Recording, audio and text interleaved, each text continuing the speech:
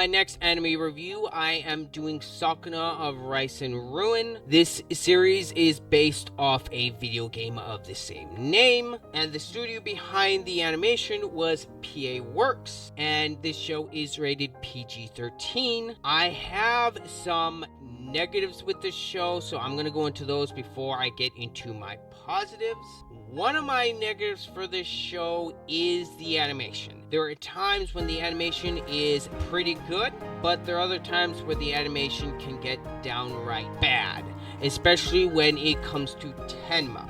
His animation is not very good at all. A lot of times he's moving a little bit, but 90% of the time he looks like he's just a JPEG floating in midair. It does not look good, and that's one of the reasons why some of the emotional beats with him and Sakuna just did not quite hit like they should have, which is unfortunate because I could tell that the people behind the show actually did care. Another negative I have to say is the writing definitely needed to be tightened up because a few of the emotional beats that they were trying to hit you with in the show did not hit like they should have. That doesn't happen to every emotional beat, thankfully enough. It happened a little too often for my life. And another thing I will say is the pacing dipped in and out of quality, where some of the episodes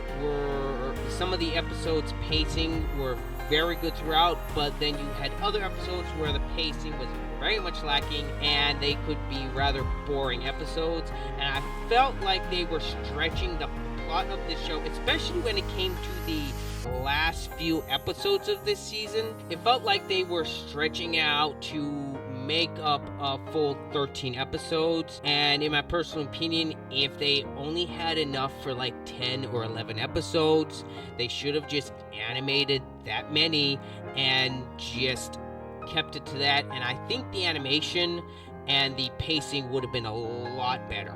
And it feels like they didn't quite allocate time enough to other aspects like Tenma and Sakuna's relationship, and I felt like some of the other characters suffered because of this as well, and some of the plot points just come out of nowhere when I felt like some of that definitely could have been delved into more to flesh it out, to actually have better pacing and better story beats, because some of this stuff in this show I felt like it was rushed. With all of that out of the way, let me get into my positives for this show. Now, I will say the world building is very good in this. I enjoyed that part of the show. I will say with the key story elements that do hit emotionally, I thought those ones were very good, especially when it came down to the last episode.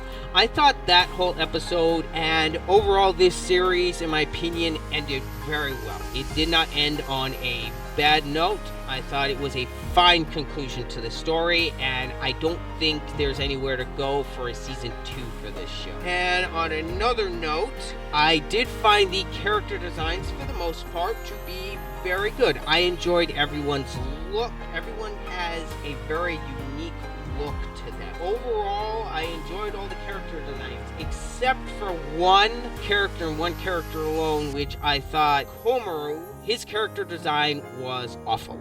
I did not enjoy his character design, and I felt like a lot of his story beats especially felt very rushed. I felt like PA Works had something, and I felt like they were given just a little bit more time and some more funds allocated to this. I thought this show could have been a lot better.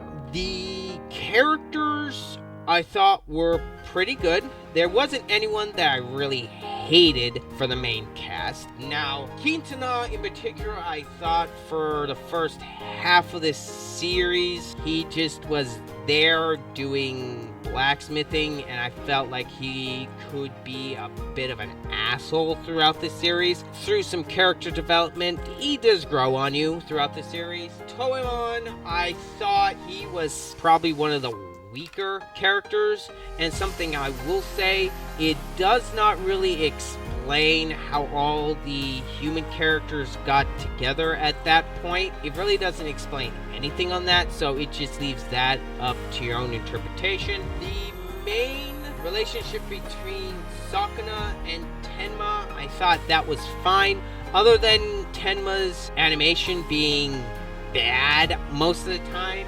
I thought his characterization was pretty good. Same with Sakuna. She had some good character development, and same with several of the other characters.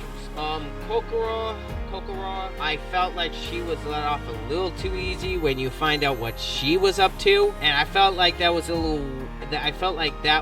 way too easily resolved with her plot point and the rice. And another thing, one of my favorite characters is definitely Yu in the show. I thought she had some great character development as well. And overall, for the most part, the characters that I did enjoy the most did get plenty of screen time, and their character development definitely helped. And I will say, when the emotional beats do happen, they definitely hit appropriately. Now, it's not a tearjerker or anything. They definitely helped with making the show enjoyable. And on another point, I will say the OST is very good. It's not exceptional or anything. I enjoyed the OST. It has some great tunes in there. And the opening, I will say, is pretty good. It's nowhere near as good as some other openings in this season.